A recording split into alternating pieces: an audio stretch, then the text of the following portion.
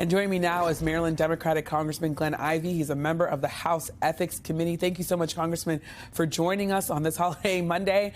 The committee noted in its report that it has typically not released its findings after losing jurisdiction, which it did after Matt Gaetz resigned from Congress last month.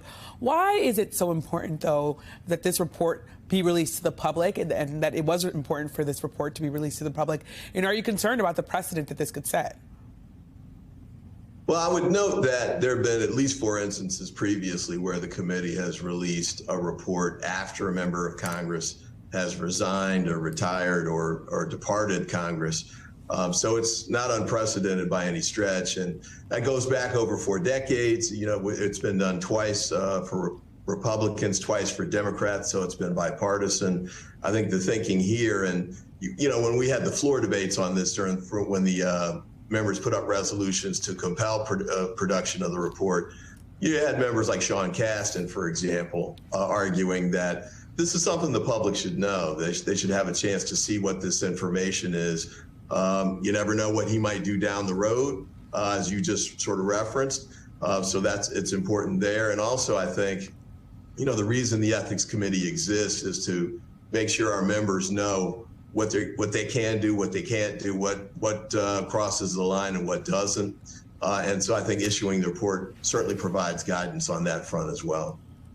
And as you're talking about what members can and can't do, I wonder for you, someone who, of course, is sitting on this committee, but also is a member of Congress, of course, is there anything that really shocked you, disturbed you about the alleged conduct of Matt Gaetz? I mean, you know, I think the public can draw its own conclusions about that. Certainly the focus from a media standpoint, and I think from a public standpoint too, would be the things you guys just covered.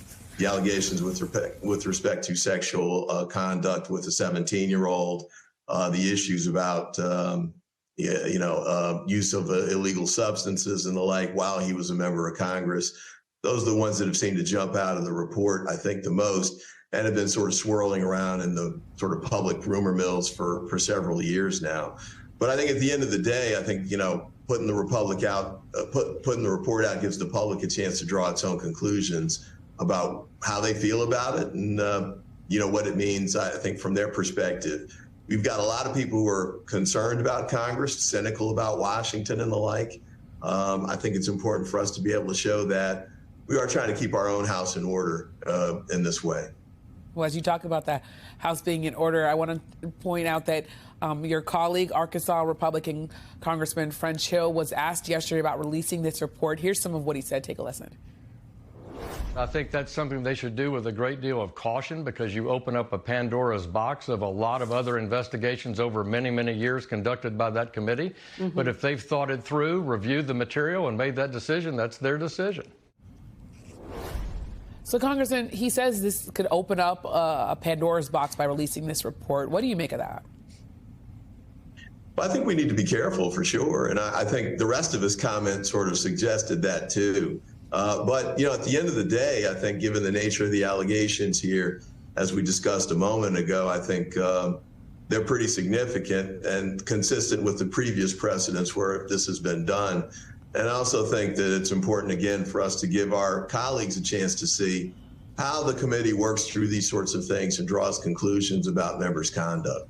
Yeah. And if I could go back to talking about Matt Gaetz specifically, he's at least suggested he might run for elected office, maybe even the Senate in Florida. How concerned are you about him seeking public office again, elected office again, given what this report alleges? Well, that'll be for the Florida voters to decide if he chooses to run there. You know, certainly we served on the House Judiciary Committee together. I don't think there's any secret that we had significant disagreements while we were serving there. But I'll say this, you know, we were able to disagree without being disagreeable on the committee. And there were occasions where, you know, you found, for example, Matt Gaetz and Pramila Jayapal agreeing on particular pieces of legislation. I think the FISA issue, for example. So I don't know what he's going to do or where he's going to go, but I think the public has a right to have this information, and when it makes its evaluations about what they think he should be able to do, especially if it's running for public office. Well, thank you so much, of course, Congressman Glenn Ivey, a member of the House Ethics Committee. I appreciate you coming on.